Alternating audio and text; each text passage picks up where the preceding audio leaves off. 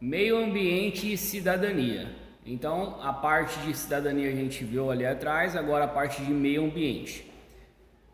Essa primeira parte, na página 125, não tem nada necessário, mas é importante se vocês quererem verem, para ali vocês tirar algumas dúvidas. Então, ali fala que como se a Terra tivesse 46 anos de idade, que os últimos segundos de vida do planeta Terra, o ser humano está verificando que ele agrediu muito ao meio ambiente. E está verificando que tem que preservar mais ainda o meio ambiente.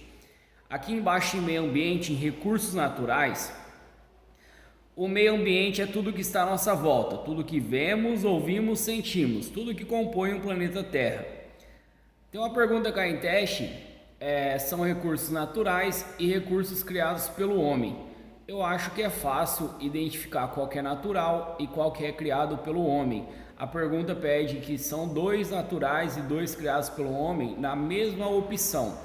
Quando eu falar de opções, vai ser algarismos romanos. Então, na pergunta, quando tiver algarismos romanos, são opções ali para a gente analisar, muitas vezes analisar, para depois achar a resposta correta ou incorreta. O meio ambiente é tudo que está à nossa volta, tudo que vemos, ouvimos, sentimos, tudo que compõe o planeta Terra. A atmosfera, a água dos rios, mares, lagos, chuva, o solo, o subsolo, as montanhas, vales, campos, florestas, tudo daqui para cima é natural. As cidades, edifícios, pontes, estradas, objetos criados pelo homem. Os micro-organismos, todos os vegetais, todos os animais, incluindo o homem, tudo natural. Então, recursos naturais e recursos criados pelo homem, eu acho que é fácil diferenciar os dois. Na página 126, ali em cima fala: qual será de todos esses elementos o mais importante e o mais precioso? Sem dúvida é a vida, que está presente na maioria dos itens citados.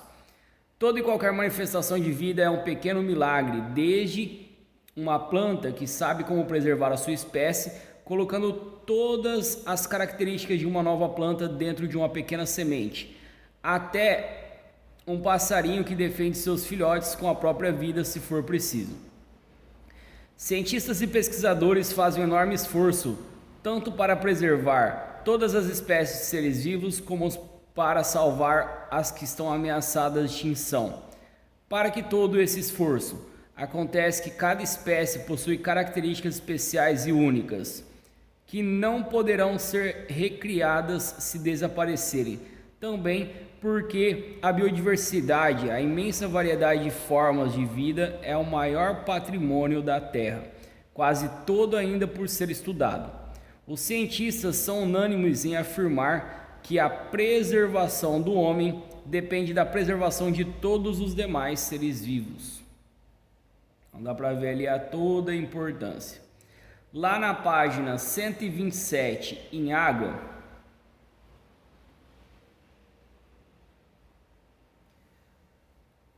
ali vai falar da quantidade de água no planeta Terra, mas eu vou destacar um pouco mais uma pergunta que cai sobre a poluição aquífera, ali, a poluição da água.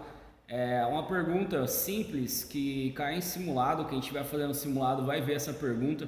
Ela fala que um caminhão tombou em uma rodovia perto de um lago com 25 mil litros de óleo ali sobre a pista, e esse óleo escorreu na água. Aí vem as perguntas ali embaixo. Não vai, uma das opções ou das respostas fala: o óleo não vai agredir o meio ambiente porque ele vai se misturar rapidamente com a água.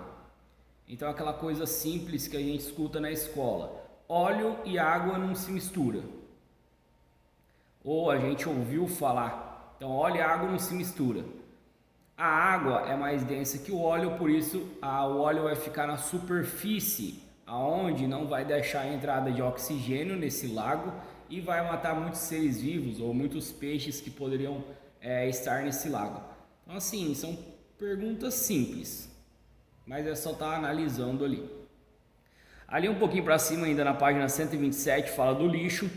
Diariamente poluímos o ar que ainda vamos respirar, comprometendo a nossa própria qualidade de vida. Jogamos lixo e esgotos nos rios e depois captamos a água dos rios para nosso consumo. Finalmente aplicamos uma porção de aditivos químicos para recuperar e purificar essa mesma água. Algumas coisas podem ser feitas para preservar o meio ambiente e melhorar a qualidade de vida. Respeitar e preservar todas as formas de vida, pois o equilíbrio ecológico também depende delas. Usar racional e responsavelmente os recursos naturais, como plantas, água e ar. Não destruir, não sujar e não desperdiçar. Dar o destino correto ao lixo, separar o lixo que pode ser reciclado, vidros, latas, papéis e plásticos do lixo orgânico. Usar o veículo conscientemente, mantendo em ordem para que não agrida desnecessariamente o meio ambiente. Adotar práticas ecologicamente corretas, como dar preferência ao uso do transporte coletivo e denunciar agressões à natureza e aos poderes constituídos. Tem algumas perguntas básicas, igual assim, essa dá para vocês responderem fácil.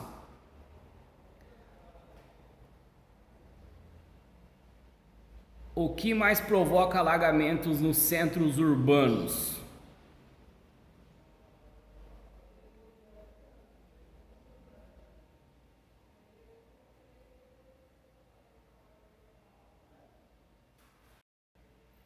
Então, é isso mesmo.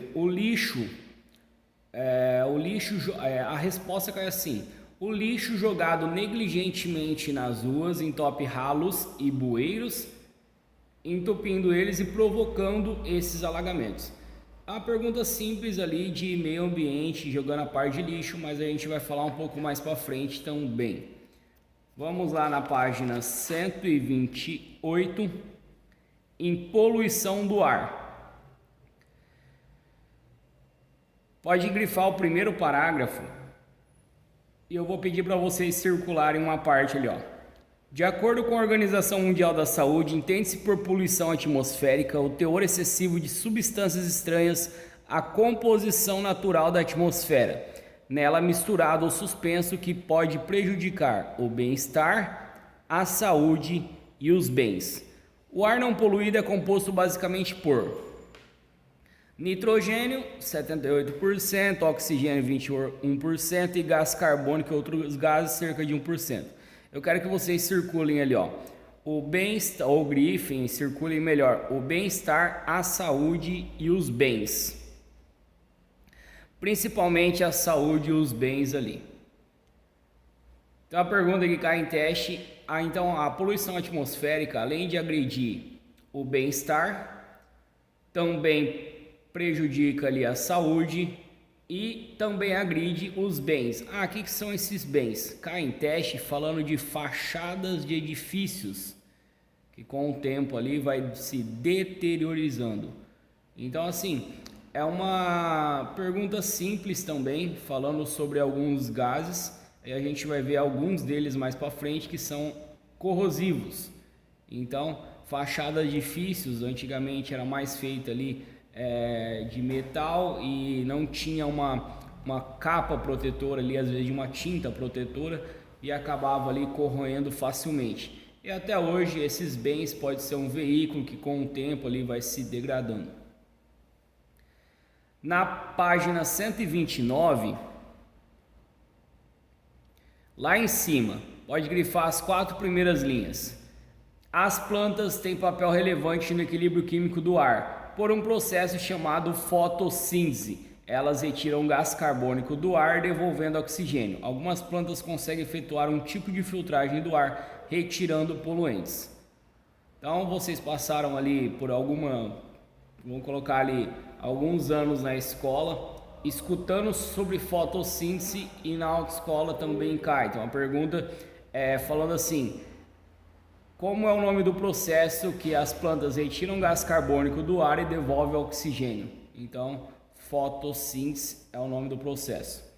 Um pouco ali mais para baixo, na legislação, fala assim, ó: o IBAMA, Instituto Brasileiro de Meio Ambiente e dos Recursos Naturais Renováveis, é responsável pelas normas e padrões relativos à preservação do meio ambiente. Pode grifar essa parte agora, ó. O CONAMA, Conselho Nacional do Meio Ambiente, é o órgão consultivo e deliberativo do Sistema Nacional do Meio Ambiente, SISNAMA, que determina, entre outros, os limites de emissão de gases, fumaça e ruído de veículos automotores. Então, o órgão que determina o limite de emissão de gases, fumaça e ruído é o CONAMA. Esses limites são publicados em resoluções e servem de parâmetros para os fabricantes, bem como para a fiscalização da frota já existente. Em 1986, o CONAMA criou o PROCONV, Programa de Controle de Poluição do Ar por Veículos Automotores, que impõe limites máximos para a emissão de poluentes veiculares. Então, o PROCONV impõe limite máximo, mas o CONAMA ele determina ali o limite de emissão. Então, o CONAMA é ainda responsável por toda essa parte. Tomem cuidado ali, a palavra PROCONV não cai em teste, cai o CONAMA. Tomem cuidado que o CONAMA cai em outras respostas que não tem nada a ver tão bem. Igual, o que a gente deve fazer com pneus velhos, pneus usados, não é devolvê-los ao fabricante, é mandar a um local onde deve ser reciclado, mandar para as usinas de reciclagem. E muita gente responde, descartá-los em lixões conforme normas do CONAMA. Não, o CONAMA é para verificar ali o limite de emissão de gases, fumaça e ruído de veículos automotores. Então o CONAMA não tem nada a ver com essa parte de descartá-los em lixões. E outra, a gente sabe que descartar um pneu no lixão causa ali água parada que pode causar dengue. Um pouco mais ali para baixo, na verdade vamos lá para a página 130.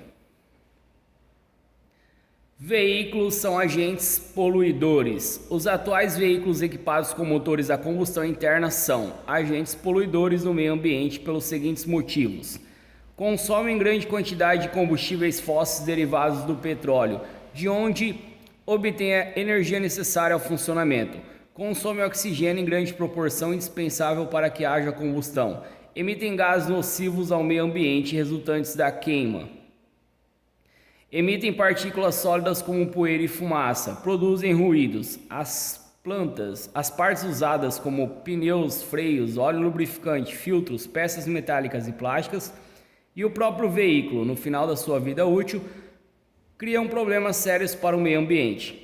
Acidentes envolvendo veículos que transportam produtos tóxicos ou perigosos lançam produtos nocivos ao meio ambiente. Grifem a primeira linha desse último ponto.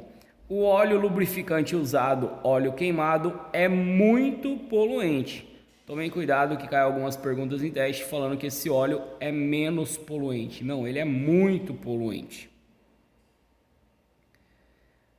Trocas caseiras improvisadas devem ser evitadas para que ele não contamine o meio ambiente. Nos postos de gasolina e nas oficinas autorizadas, grifem ali. O óleo usado é destinado às usinas de reciclagem.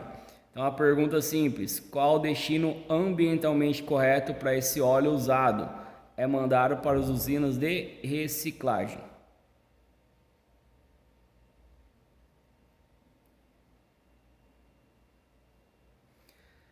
Na página 131, principais gases emitidos. Pessoal, todos esses gases caem em teste. O que vocês podem fazer? Grifem por enquanto só o que está em negrito: gás carbônico, monóxido de carbono, aldeídos, dióxido de enxofre e o clorofluorcarbono. Agora eu vou ajudar vocês a identificar melhor o jeito que cai em teste cada um desses gases. O gás carbônico, fala ali, ou dióxido de carbono, pode grifar ali, ó, produzido pela queima de qualquer produto orgânico.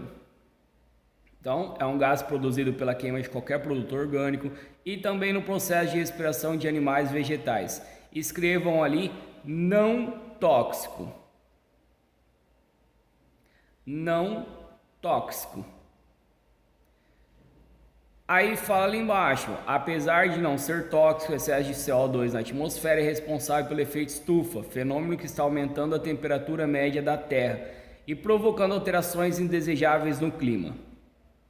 Então, gás carbônico produzido pela queima de qualquer produto orgânico e é um gás não tóxico. Quando falar é um gás produzido pela queima de qualquer produto orgânico não tóxico. Que gás que é esse? Gás carbônico. Monóxido de carbono, só circula em ou grife em gás letal. Que mata por asfixia química, impedindo o oxigênio de chegar às células. Ainda pior, não tem cor nem cheiro. Por isso, nunca devemos deixar motores funcionando em locais de baixa ventilação. Então, o monóxido de carbono, ele cai algumas perguntas. Eu acho que é o gás que mais cai em teste. E ele fala que é um gás bem visado, é o monóxido de carbono, que é esse gás letal. Também tem outra pergunta que fala que o motor de um veículo ficou ligado em um local de baixa ventilação e ele está expelindo um gás que é letal. Esse gás chama-se monóxido de carbono. Grifem ali agora só o catalisador, ou circulem ele ali na segunda linha. Um equipamento obrigatório na fabricação de novos automóveis tem a função de transformar os gases tóxicos resultantes de combustão do motor em gases inofensivos. Aí grifem ali, reduzindo a emissão de poluentes na atmosfera. Quem tem a função de reduzir a emissão de poluentes na atmosfera? O catalisador. Outra pergunta. O catalisador é o equipamento que serve para reduzir a emissão de poluentes.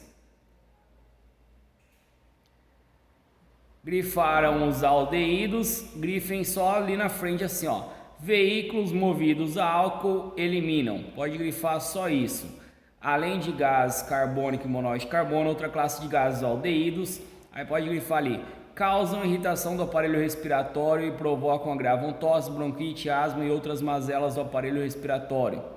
Então, aldeídos, quando falar a palavra aldeídos, são eliminados por veículos movidos a álcool. É só ligar a palavra aldeídos com álcool. Ali embaixo, grifem só até a palavra emitem, ó. Veículos movidos a óleo diesel emitem. Pode grifar só até aqui. Ali fala gás carbônico, monóxido de carbono, sólidos em suspensão, fumaça e a circulem. Diazina. Uma substância tóxica que irrita mucosas com efeitos prejudiciais para a saúde. Então, veículos movidos a óleo diesel emitem diazina. Se vocês querem na frente desse emitem, também escrever ali fumaça preta, então a fumaça preta também é proveniente de veículos movidos a óleo diesel.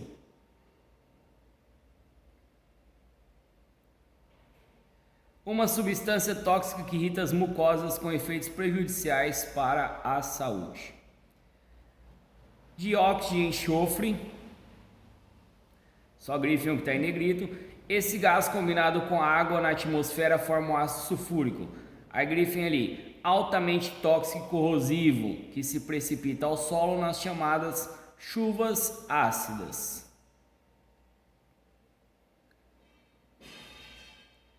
E escrevam embaixo, e está presente na combustão do óleo diesel. Está presente na combustão do óleo diesel.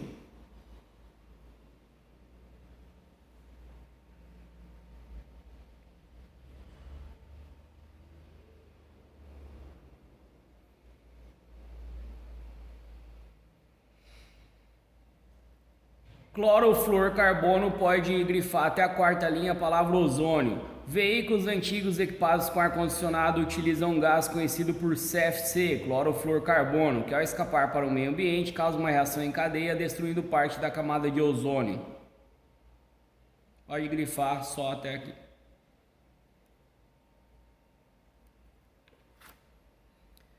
Na página 132.